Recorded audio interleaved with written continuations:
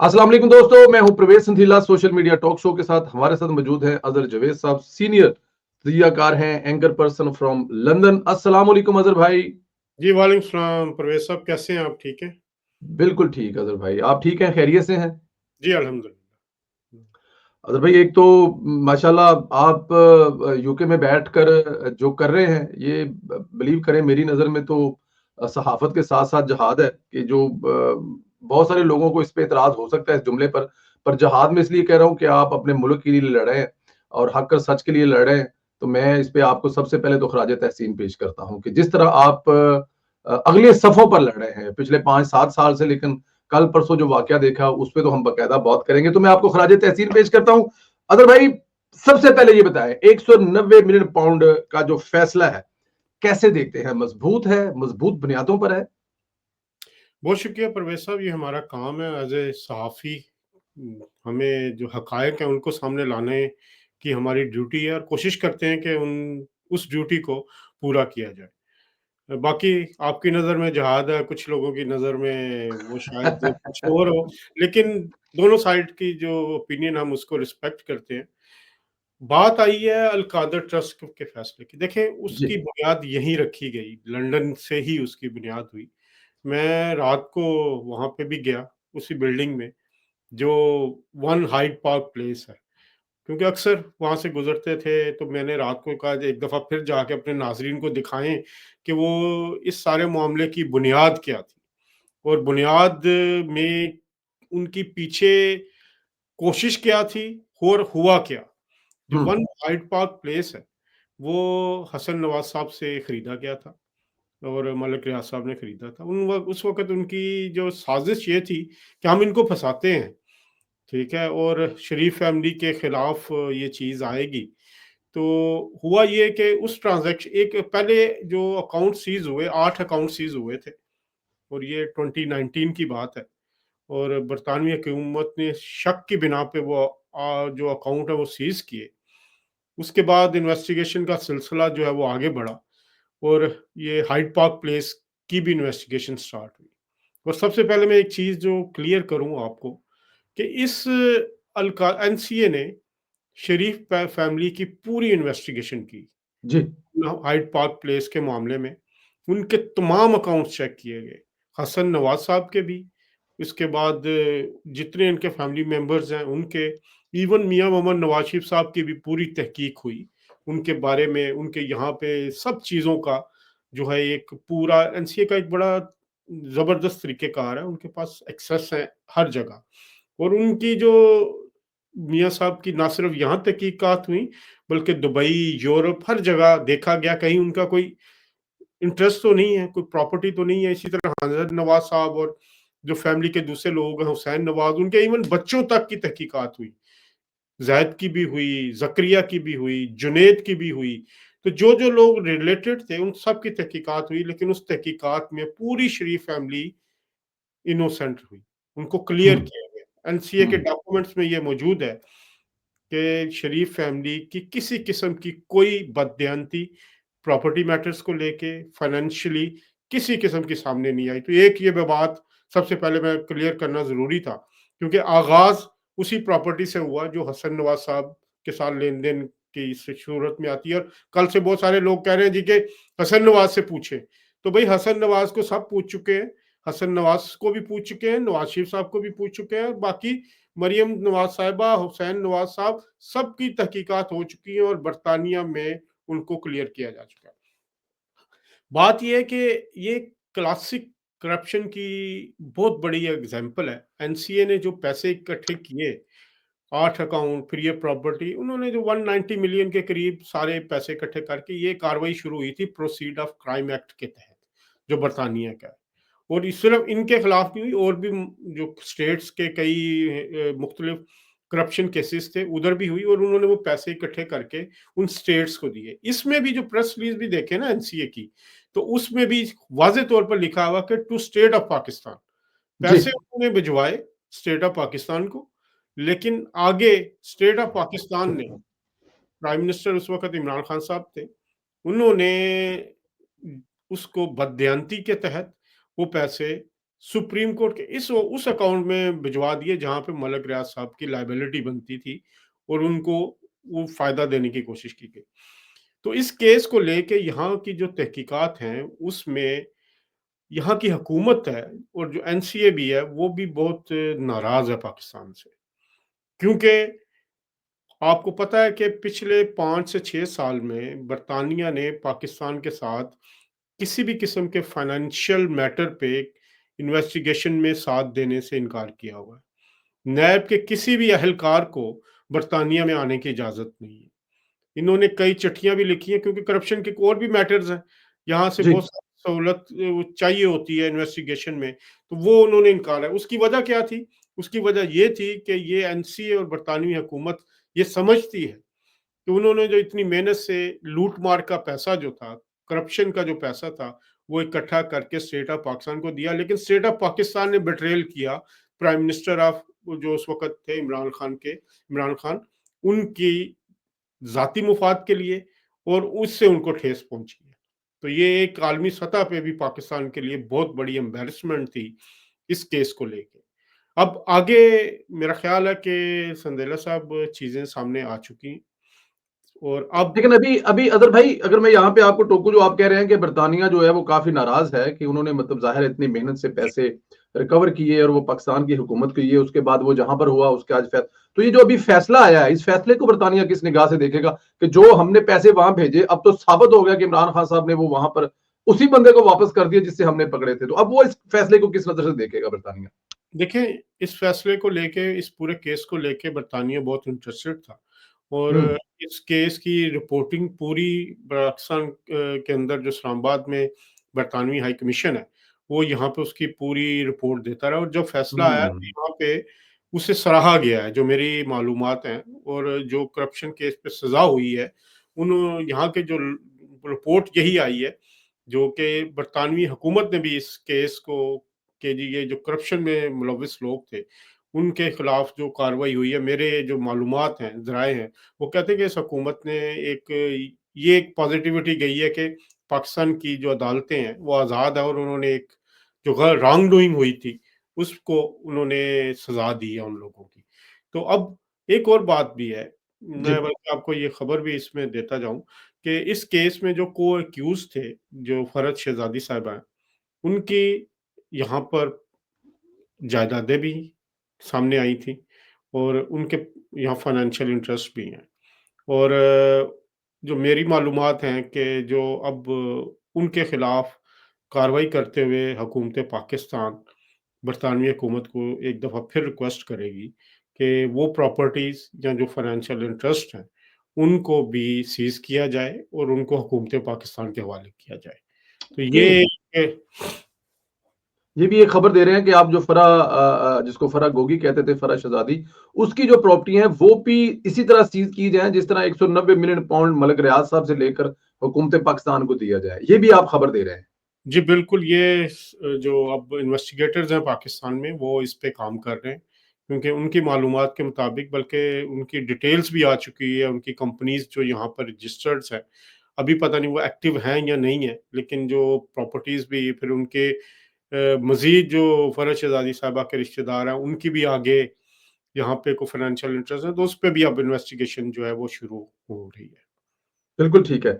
International media कैसे देखता है इसको? ज़ाहिर है ये एक बहुत बड़ा केस था। इमरान खान साहब की पॉजिटिव शख्सियत के लिए बड़े सालों से बड़े पैसे लगाए जा रहे थे, लॉबिंग की जा रही थी। उनके हीरोपन, उनके ईमानदारी, हॉस्पिटल, मतलब बहुत सारे मामलात ना, वो सब इकट्ठे होकर एक इमरान खान मिलता था जो ईमानदार है, ज़ाती हैसियत में करप्ट नहीं है। तो ये पूरी दुनिया में लॉबिंग होती थी, इंग्लैंड में, अमेरिका में, कनाडा में, हर जगह पे।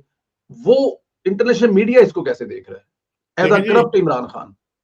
तो अब तो जो हकीकत ये है कि इमरान खान साहब आलमी चोर साबित हो चुके हैं, हुँ। और वो जो दूसरों को चोर चोर चोर डाकू कहता होता था, आज उसकी शायद सुर्खियां लगी हैं तमाम अखबारात में, तमाम इंटरनेशनल मीडिया उसको चोर लिख रहा है, और हुँ। तमाम मीडिया ने रिपोर्ट किया है। और रिपोर्ट इसलिए भी वो एक दफ़ा फिर रेलेवेंस बताऊंगा कि ये पैसा बरतानिया से गया था। अगर कोई लोकल केस होता तो शायद यहाँ का मीडिया सोचता कि पता नहीं ये गलत भी हो सकता है या सही हो सकता है, तो यहाँ से क्योंकि बरतानिया से पैसे गए थे, एनसीए इन्वॉल्व रहा है इस सारे मामले में, तो बहुत ज़्यादा कवरेज भी मिली है और इस दफ़ा कवरेज नेगेटिव कवरेज मिली है। तो मेरा शायद वो फिर भी खुश होंगे, चलो तस्वीर तो लगी है ना। तो वो ठीक है।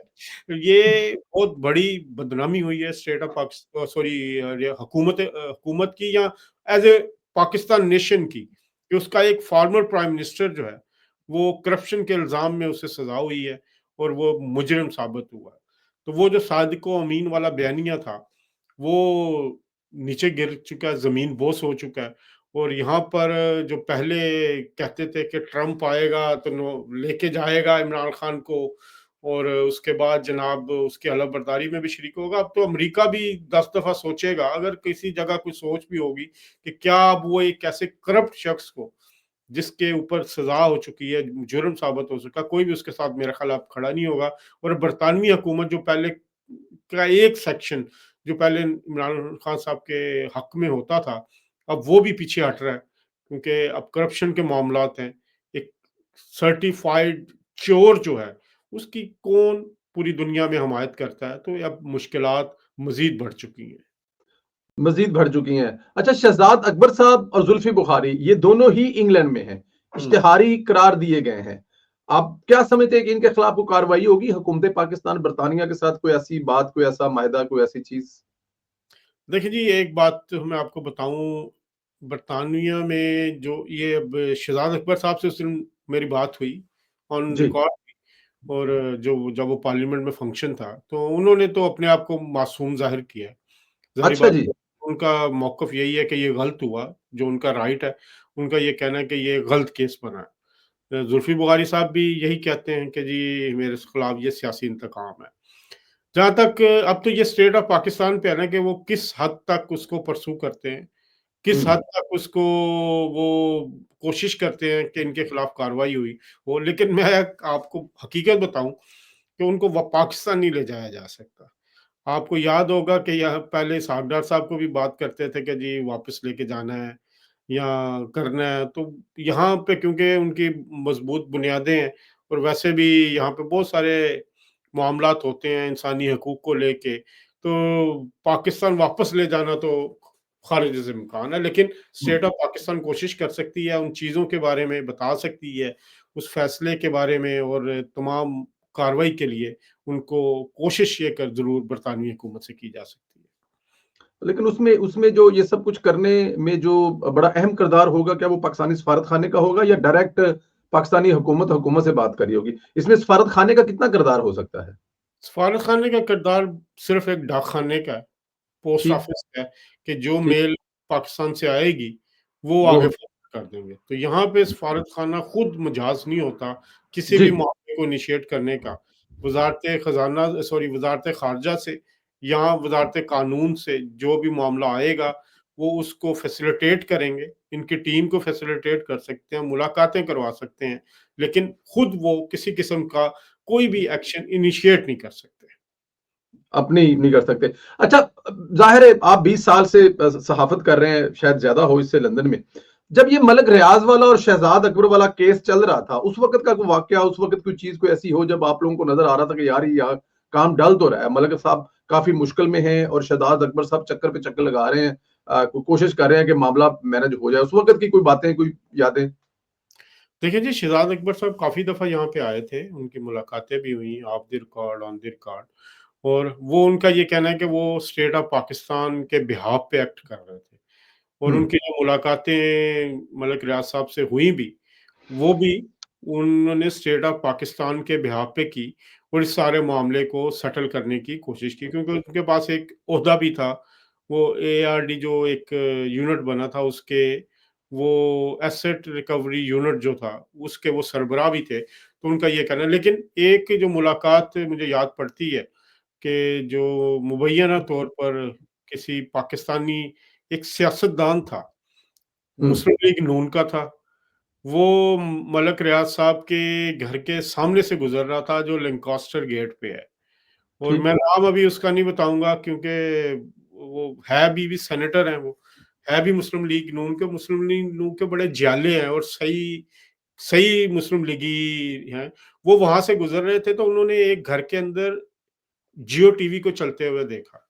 स्क्रीन नज़र आ रही थी, खुले थे पर्दे, तो उन्होंने कहा कि ये किसका घर हो सकता है? तो उसके बाद उन्होंने किसी एक पाकिस्तानी जर्नलिस्ट को फ़ोन किया और कहा कि मैं इस एरिया में रहता हूँ, तो मुझे जियो यहाँ पे कैसे नज़र आ सकता है? ये मैंने इसके घर के बाहर देखा। उन्होंने पूछा, ये किसका, कहाँ देखा है? उन्होंने कहा यहाँ, तो उन्होंने कहा ये तो मलिक रियाज़ का घर है। तो मैं सहाफ़ी का नाम भी आपको बता देता हूँ, लेकिन मेरा ख़्याल अभी नहीं बता सकता क्योंकि उनकी ठीक, इजाज़त नहीं ठीक, है, ठीक है? ठीक। तो वो उन्होंने कहा कि मैं कैसे ले सकूँ? उन्होंने कहा कहाँ खड़े हो? उन्होंने कहा यहाँ। कहते ये तो मलिक रियाज़ का घर है। उस सहाफ़ी ने उन्हें बताया, तो उसके बाद उन्होंने कहा, दोबारा उन्होंने चक्कर लगा के उधर आए, तो कहते मैंने तो शहज़ाद अकबर को देखा है यहाँ पे। एक वो हुँ, सियासतदान हैं जो उन्होंने खुद कोट कर रहे हैं, मैं नाम उनका भी नहीं लूँगा, वक़्त आने पे आपको ठीक। प्राइवेट बता दूँगा। तो वो उस मीटिंग का उन्होंने वो पकड़ा और उस सहाफ़ी को भी बताया, तो उसके बाद हमें भी पता लगा। और उस वो मीटिंग थी जिसमें मुबैय्यना तौर पर ये कहा जाता है कि वो बैग जो है, वो दिया गया और उसकी वीडियो भी बनी और जी, उस वीडियो बनी थी वो। भाई, उन सेनेटर साहब ने वो वीडियो बनाई। तो ये एक बड़ा अहम वाक़या था उस मुलाकात का, जो अचानक ही पकड़ी गई और वो फ़िल्म बंद भी हुई। अब उसमें हुआ क्या, वो मुलाकात, कुछ इल्ज़ामात हैं जिसको वो डिनाई करते हैं शहज़ाद अकबर साहब, उनका कहना था ऐसी कोई बात नहीं है। और हम भी, ज़ाहिर बात है, जो किस किस्म के सबूत ना हो तो आप उस पे इल्ज़ाम नहीं लगा सकते। तो लेकिन मुलाकात हुई थी और इस तरह ये मुलाकात पकड़ी गई थी। उसके बाद बड़े मुश्किलात का शिकार रहे मलिक रियाज़ साहब यहाँ पे भी। फिर उस केस के नतीजे में उन पे पाबंदी भी लगी यहाँ बरतानिया आने में। तो ये एक वाक़या जो था, मेरा ख़्याल है वो आपके नाज़रीन जी, के। जी, जी, जी। उस दौर का ये वाक़या है जिसमें आप वो सहाफ़ी का और सेनेटर का नाम इसलिए नहीं बता रहे हैं क्योंकि ज़ाहिर है अभी आने वाले वक़्तों में वो भी नाम सामने आ ही जाना है। सर, आप समझ रहे हैं कि ये जो इमरान खान साहब को 14 साल की सज़ा हुई है, ये लोअर कोर्ट से हुई है, आगे सुप्रीम कोर्ट है, हाई कोर्ट है और ये बड़ी सज़ा लोअर कोर्ट से और अक्सर देखा है हमने आगे जाके फिर मियाँ नवाज़ शरीफ साहब के केसेज़ और दूसरे केसेज़ में भी आगे जाके वो वाली अदालतें केस उड़ा भी देती हैं। तो आप समझते हैं कि इमरान खान साहब को आगे जाके सुप्रीम कोर्ट, हाई कोर्ट में रिलीफ़ मिल सकता है? देखिए जी, अब जो हम माज़ी देखें तो रिलीफ़ तो उनको घर बैठे मिलते रहे। हुँ, माज़ी की जो अदालतें थीं, उनको घर बैठे 20-20 केसेज़ में बेल्स मिलती रही हैं। उनको घर बैठे, बल्कि अभी भी हो रहा है, पेशावर हाई कोर्ट में चले जाएँ, जाके 2 महीने की ब्लैंकेट राहदारी ज़मानत लें और बैठ जाएँ। अभी भी कई मफ़रूर बैठे हुए हैं केबीके के अंदर और राहदारी ज़मानतों पे बैठे हुए हैं। लेकिन मेरा ख़्याल है कि इस दफ़ा शायद, क्योंकि जो हमारी जुडिशरी है, वो उसमें चेंज आ चुकी है और काफ़ी हद तक आ चुकी है। अभी भी लोग मौजूद हैं जो समझे जाते हैं कि जिनकी हमदर्दियाँ इमरान खान साहब के साथ हैं, वो कुछ कर सकते हैं। लेकिन जो फ़ैसला लिखा गया है, कानूनी माहिरीन यही कहते हैं कि उस फ़ैसले में रिलीफ़ देने के लिए आउट ऑफ़ द वे जाना पड़ेगा और वो शख़्स या वो जज साहब एक्सपोज़ हो जाएँगे, जो इसमें रिलीफ़ देने की कोशिश करेंगे। तो मुझे तो लगता है कि अगले साल 2 साल इसमें किसी किस्म का कोई रिलीफ़ मिलने वाला नहीं है। बाकी पाकिस्तान है, कुछ भी हो सकता है।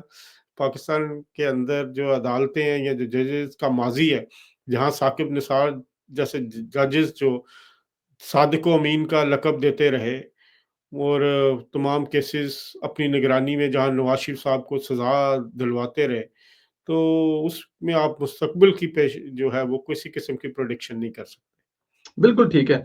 अच्छा, अब तक जो भी हुआ है पिछले 4, 5, 6 साल में ये जो 3-4 साल में तब्दीली आई है, जो 2016-17 वाला था उसमें चाहे वो नवाज़ शरीफ साहब को डिसक्वालीफाई करने का मामला हो या फिर ये सुप्रीम कोर्ट के अकाउंट में पैसे आने का मामला हो, बहुत सारी चीज़ें हुई। लेकिन सबके नाम आते हैं, लेकिन साकिब निसार साहब अनटच हैं, उनकी तरफ ना कोई देख सकता है, ना उनकी तरफ कोई सोच सकता है, ना उनको इस जगह पे कोई इन्वॉल्व कर सकता है। तो एक बात तो माननी पड़ेगी, साकिब निसार साहब हैं तो कोई पावा पक्का है उन्हों दा पंजाबी च जिन्हों कहने हैं असीं। जी, बिल्कुल, उन्होंने जिन लोगों के लिए खिदमात सरअंजाम दी हुई हैं, ज़ाहिर बात है बहुत सारी चीज़ें और भी हैं, हुँ, जिन्होंने किया होगा, लेकिन उनको अभी तक इन्वॉल्व नहीं, क्योंकि वैसे भी ये इदारा है, जुडिशरी है। लेकिन अगर पाक फ़ौज अपने एक 3 स्टार जनरल को कटहरे में खड़ा कर सकती है, फैज़ हमीद साहब का कोर्ट मार्शल हो सकता है, तो साकिब निसार साहब क्यों नहीं कानून के कटहरे में आ सकते? ये बदकिस्मती होगी कि ऐसे जो जजेस हैं या ऐसे लोग जो पावरफुल पोजीशंस पे रहे हैं और उन्होंने अपनी हैसियत का गलत इस्तेमाल किया है तो उनको कानून के कटघरे में ना लाया जाए। तो ये एक ज़्यादती होगी कौम के साथ, और साकिब निसार साहब का किरदार और उनके खिलाफ भी सब कुछ आना चाहिए। और अगर फ़ौज अपने जर्नैल के साथ कर सकती तो इनके खिलाफ क्यों नहीं? इनके खिलाफ क्यों नहीं? बिल्कुल ठीक है। सर मैं आखिर में एक तो मैंने वो जो यहाँ पर पिछले दिनों एक पीटीआई ने ज़ाहिर है एक तकरीब की, उसका हाल आपसे जानना है। लेकिन उससे पहले आखिरी सवाल, फिर उस पे ज़रा आपसे 2 सवाल करेंगे आखिर में। सर पीटीआई इसको मज़हबी टच दे रही है। पीटीआई साबित कर रही है कि इमरान खान को सज़ा सिर्फ़ इसलिए दी जा रही है कि उन्होंने सीरतुल नबी पर एक यूनिवर्सिटी बनाई जहाँ पर सीरतुल नबी की पढ़ाई होगी, बच्चों को इस्लाम सिखाया जाएगा। ये वो सब कुछ, इस पर आप क्या फरमाएँगे सर? देखिए, बदकिस्मती से मज़हब का इस्तेमाल हम अपने मामलात में करते रहे हैं, और यही बदकिस्मती अब हम इस वक़्त देख रहे हैं कि एक ऐसा शख़्स जिसने चोरी की है, अब उसे कहते हैं कि उस चोरी में से वो मस्जिद बना रहा है, और हम कहते हैं कि वो मस्जिद बड़ा अच्छा काम किया, लेकिन हम उस पे नहीं कहते हैं जी कि जो चोरी की थी वो क्या। तो अब यही है कि आप चोरी करके उसको यूनिवर्सिटी पे करें या जैसे भी करें, तो वो यूनिवर्सिटी का हाल भी आपने देख लिया है। जी। सीरत नबी के नाम पे एक इन्होंने सियासी फ़ायदा लेने की कोशिश की, सियासी क्या माली फ़ायदा लिया जो साबित हो चुका है, और इसको मज़हबी टच देना इंतहाई खतरनाक और गलत रवैया है। इसी रवैये की तो हम पहले भी मज़म्मत करते रहे हैं कि इन मामलात में, सियासी मामलात को मामलात में मज़हब को ना लाया जाए। तो ये इंतहाई अफ़सोसनाक रवैया है, लेकिन कब तक? अब सिर्फ़ और सिर्फ़ एक सोशल मीडिया पे ट्रेंड बना के वो इस हवाले से जस्टिफ़ाई कर रहे हैं अपने जो फ़ॉलोअर्स को। लेकिन बहुत सारे लोग जो हैं वो समझ चुके हैं कि जो मामला वो है क्या है, किस तरह है।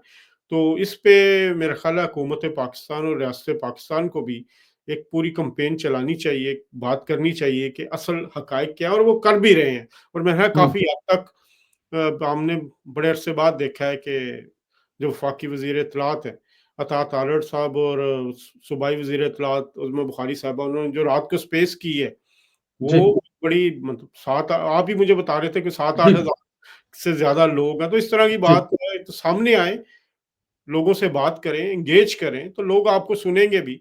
तो 7-8 हज़ार में ज़रूरी तो नहीं सारे मुस्लिम लीग नून के हामी थे। Not at all. ठीक बिल्कुल है, सही।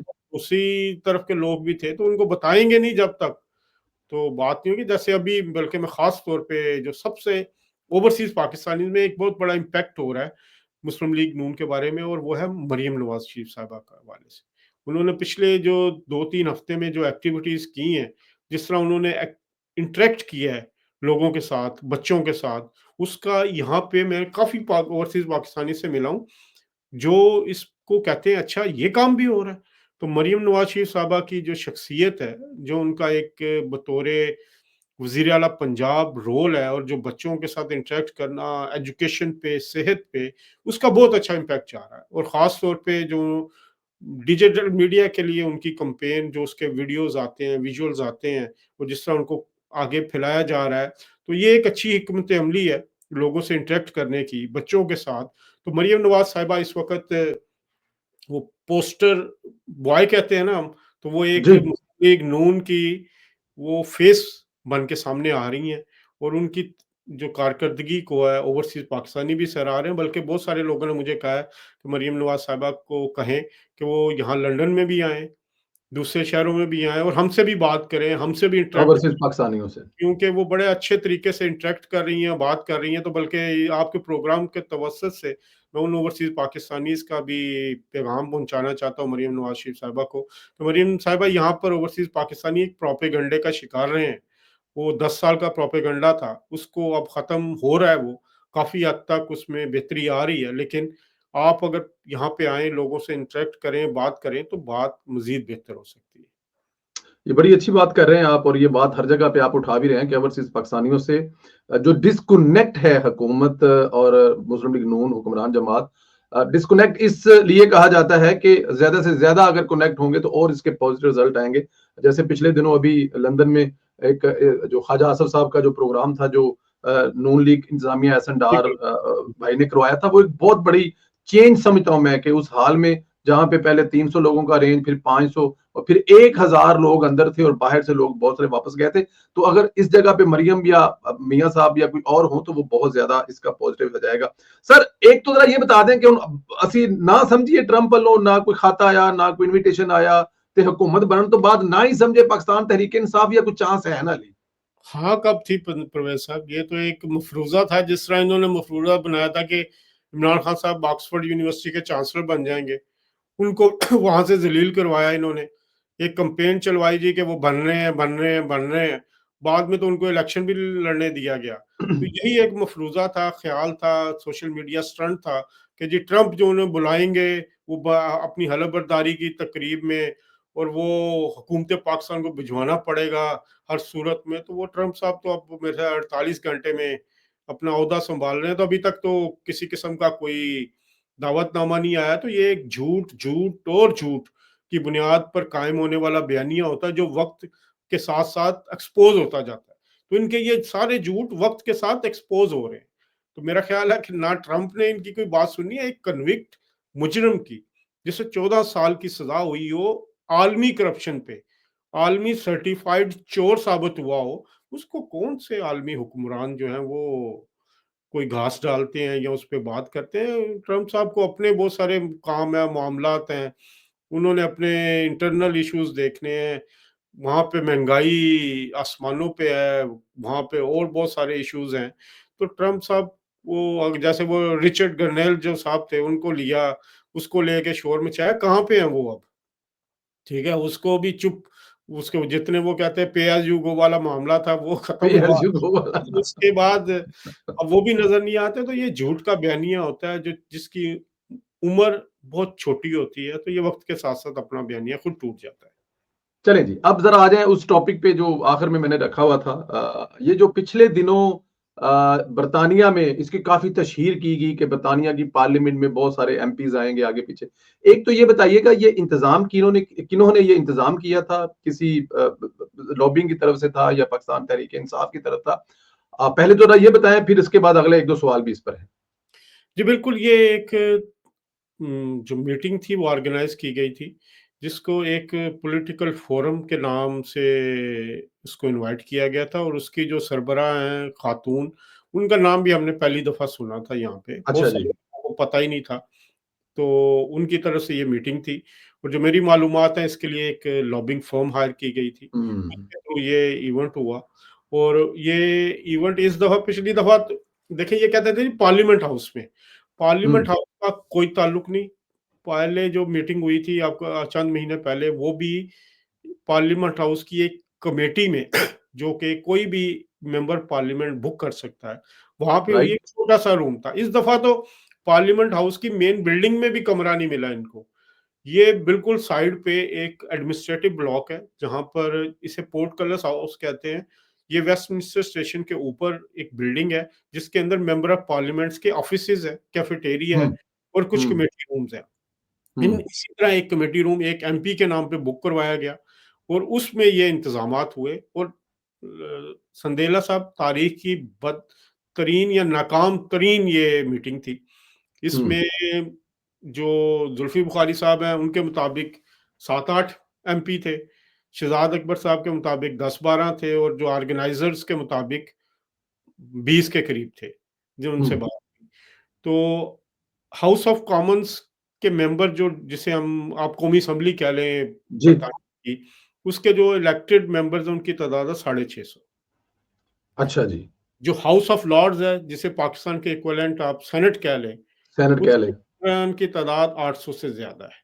हुँ, ठीक है, और ये एक पूरा पार्लियामेंट बनता है। हुँ, उस दोनों 1450 में से अगर हम उनकी बात मान भी लेते हैं, 20 लोग थे या 25 लोग थे, आप रेशो निकालें कितने जी। लोग हैं। 0 और पॉइंट समथिंग। 2-2 मिनट, 5-5 मिनट के लिए वो लोग आए, और वो बैठ के जो हाज़िरी नहीं लगाते, वो चले गए। उसमें भी पीटीआई के जो इख्तिलाफ़ात हैं, वो बहुत शदीद थे। 2 धड़े थे, एक जुल्फ़ी बुखारी साहब और शहज़ाद अकबर साहब।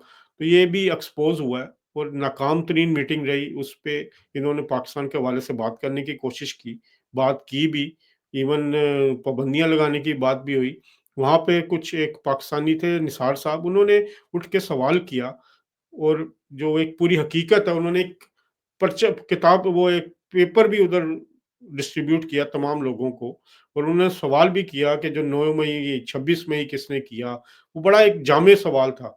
उनका सवाल होते ही वो मीटिंग भी खत्म हो गई। तो अच्छा आप जी। अंदाजा लगा सकते हैं कि ये मीटिंग कि क्या हैसियत रही, तो नाकाम तरीन मीटिंग थी ये वाली। अच्छा, वहां पर क्योंकि जाहिर है, एक तो मुझे जरा ये बताएं कि आप लोग उस मीटिंग के अंदर क्यों नहीं थे, क्योंकि कुछ मीडिया वाले अंदर थे, लेकिन आप और बहुत सारे दूसरे सहाफी जो हैं वो उस मीटिंग के अंदर नहीं थे।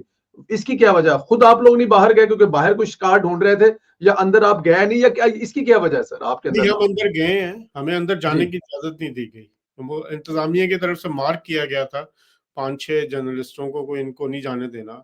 मेरा नाम अच्छा जी। था, सफीना जो है जी। हमारी यहाँ पे जी। जर्नलिस्ट, जी। सफीना खान उनका नाम था, इरफानुल हक थे, तबरेज़ ओरा थे, वकार थे, तो काफ़ी लोग थे। और ये नामों पर रेड क्रॉस लगा था कि अंदर नहीं जा सकते। अंदर नहीं जा सकता। हम कमेटी रूम के बाहर बैठे रहे हैं और हमें सिक्योरिटी बुला के उन्होंने कहा जी कि इनको बाहर भेज दें। हमने मतलब इतनी हिम्मत नहीं है इनमें फ्री स्पीच के, ये बात को सुन सकें या बर्दाश्त करें। तो खास तौर पे मेरा नाम टॉप पे था कि इसको अंदर नहीं जाने देना, और उन्होंने वही किया ना, अंदर भी नहीं जाने दिया और सिक्योरिटी वालों को कहा कि आप बाहर जाएं। तो उसका फायदा हमें ये हुआ कि जब साहबजादा जहांगीर साहब को नहीं जाने दिया गया, जी। अनिल मुशर्रफ साहब को अंदर नहीं जी। जाने दिया गया, वो हमने कैप्चर कर लिया। हम बाहर खड़े थे उनके साथ जी। जो हुआ, और ये बड़ा अहम था कि जो पुराने साथी थे इमरान खान साहब के, जी। दोनों को अंदर नहीं जाने दिया गया। वो अच्छा, भी इसकी एक क्या वजह है? वो कहा जा रहा है कि लेट आए थे और दरवाजे बंद हो गए थे, नहीं जाने दिया। ये असल स्टोरी ये क्या है? नहीं, नहीं, ये तो सिर्फ एक्सक्यूज़ है। अच्छा। साहबजादा जहांगीर साहब टाइम पे थे, 10 मिनट पहले थे, वो बल्कि जी। गए, ऊपर गए, जी। उनको उस कमरे में नहीं एंटर होने दिया गया। हम्म। वो फिर नीचे आए, हमारे साथ बात भी की, ऑन रिकॉर्ड मौजूद है, आपने जी। उसकी वीडियो भी जी, देखी ट्वीट होगी। किया मैंने वो। सख्त एहतजाज किया। उसके बाद अनिल मुशर्रफ साहब तकरीबन कोई 10 मिनट लेट आए, लेकिन उससे फ़र्क नहीं पड़ता, होता यही है कि जो आता जाए वो मीटिंग जॉइन करता जाता है। तो अब जब ये सारे मामले हमें जब इन्होंने बाहर निकाला, तो उन्होंने सिक्योरिटी वालों को कह दिया कि अब नहीं आने देना। उसने फ़ोन भी किया अनिल मुशर्रफ साहब ने, और लेकिन उसके बावजूद उनको जाने नहीं दिया। आप वीडियो देखें, उन्होंने जी। बल्कि साहबजादा जहांगीर साहब को कहा, आए मैं लेके चलता हूँ आपको। वो जी। गए, वो खुद जब सिक्योरिटी वाले के पास गए हैं, उन्होंने रोक लिया। तमाम वीडियो 5-6 मिनट का क्लिप है।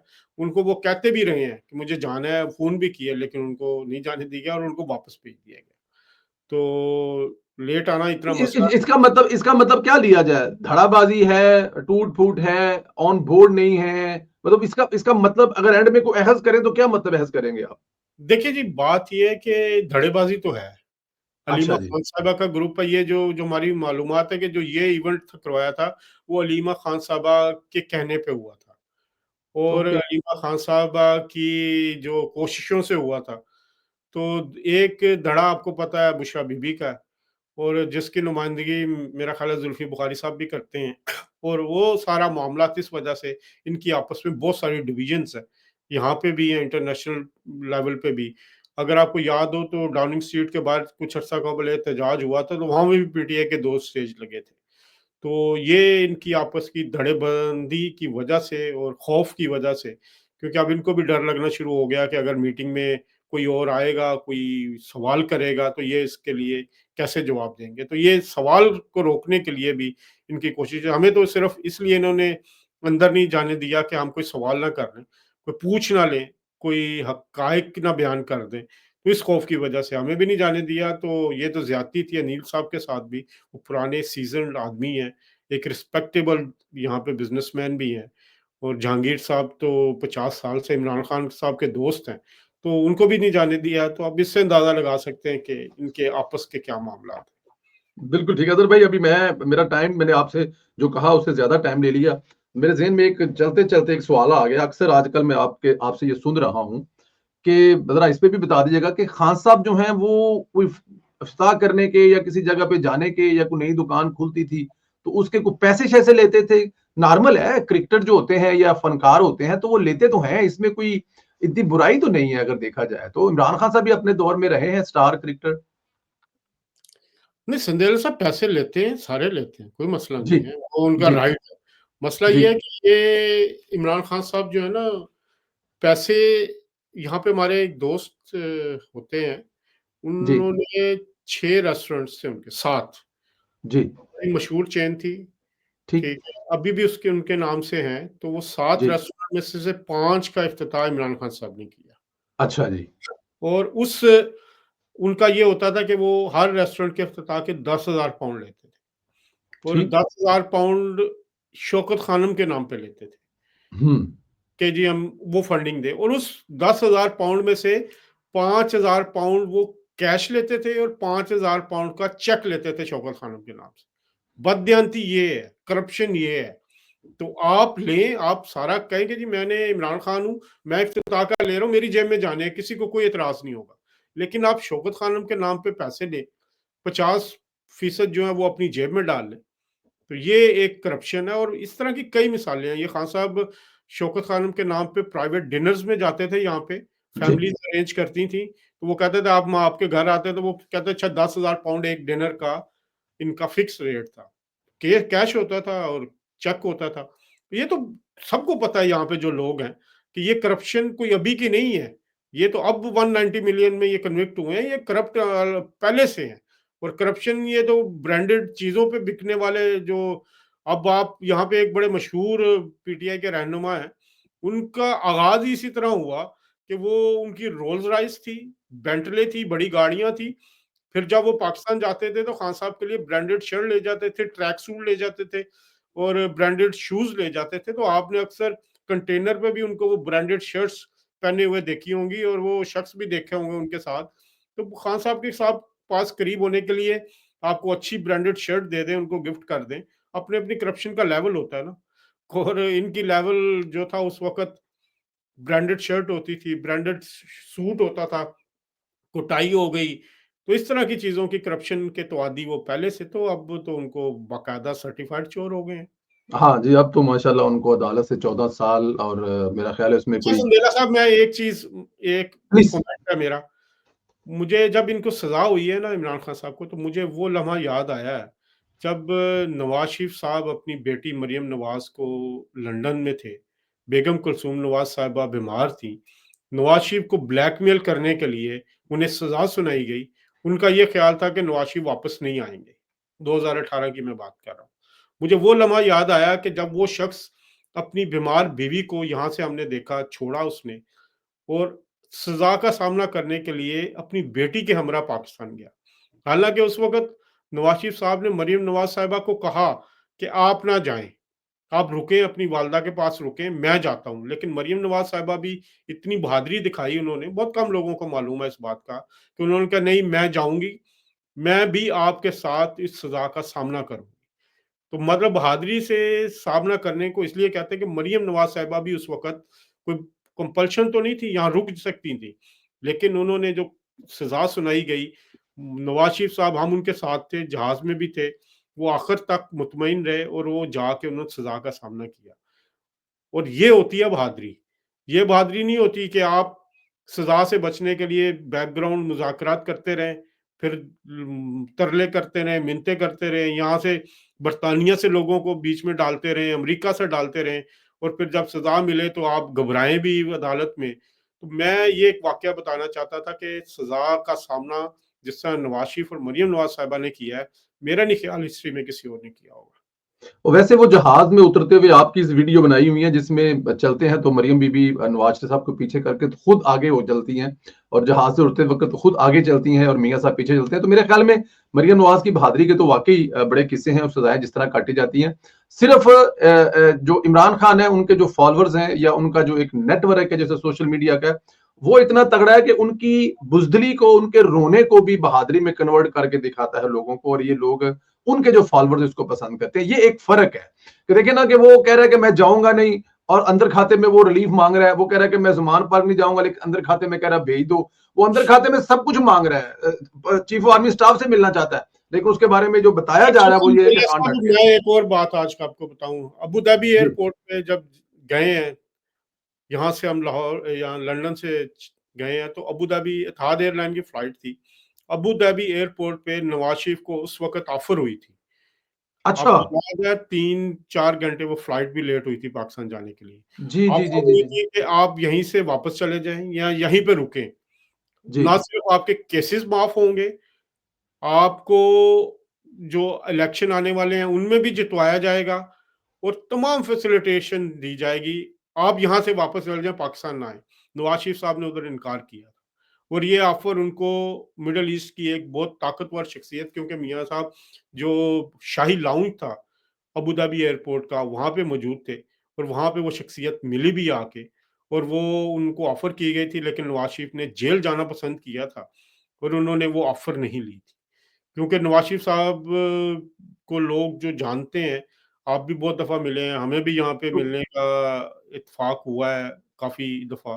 तो नवाज शरीफ जो एक चीज़ ठान लेते हैं ना, वो उससे पीछे नहीं हटते और उन्होंने वो भी वहाँ पे वो ऑफ़र रिजेक्ट की और सज़ा का सामना करने के लिए वो अपनी बेटी के साथ पाकिस्तान पहुँचे और बड़ी बहादुरी के साथ पहुँचे और उन्होंने अपने आप को हवाले किया कानून के, और जो झूठी सज़ा है वो उस उन्होंने काटी, अडयाला जेल में उनको ले जाया गया। तो ये एक वाकया मैंने कहा आपको इसमें बताता चलूँ। इसमें कोई शक नहीं है। हमारी ख्वाहिश है कि कभी ये सारे वाक़यात जो हैं पिछले पूरी ज़िंदगी के, मियाँ नवाज़ शरीफ साहब कहीं बैठें और लोगों को बताएँ, इस नस्ल को बताएँ कि नवाज़ शरीफ क्या था, उसके वालिद साहब क्या थे। कैसे अपने ज़माने के वो बिज़नेसमैन थे और सियासत में क्या-क्या उन्होंने दिखाएँगे। लेकिन अल्लाह पाक उनको ज़िंदगी सेध दे। अज़हर भाई, आपका बहुत शुक्रिया, हमेशा की तरह आपके प्यार का, मोहब्बत का बहुत शुक्रिया। हमारी दुआएँ आपके साथ हैं। मेरे ये दिल से अल्फ़ाज़ हैं कि सहाफ़त अपनी जगह पे है, लेकिन फितने के खिलाफ जो आप एक अपने मुल्क के लिए जिहाद कर रहे हैं, उसको, उस पर मैं आपको एक दफ़ा फिर खिताब तस्लीम पेश करता हूँ। आपका बहुत शुक्रिया भाई। बहुत शुक्रिया। Thank you. Thank you very much. Thank you.